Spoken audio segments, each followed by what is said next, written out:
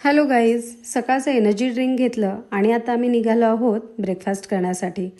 तिथे गेल्याच्या नंतर वेगवेगळ्या प्रकारचे ब्रेकफास्ट तिथे तयार होते. मग काय, भूक तर खूप लागली होती.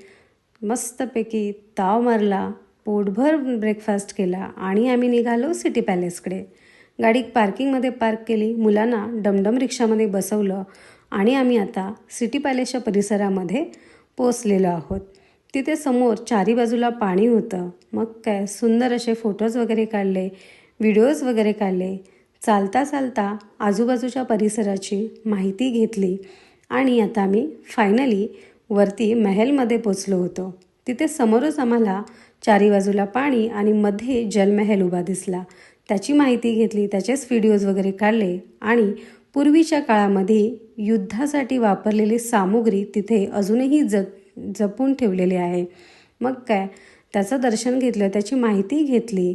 शत्रूला रोखण्यासाठी किंवा स्वतःचा बचाव करण्यासाठी तिथे वेगवेगळ्या प्रकारचे साहित्य होते. ते झाल्याच्या नंतर आम्ही सूर्यास्त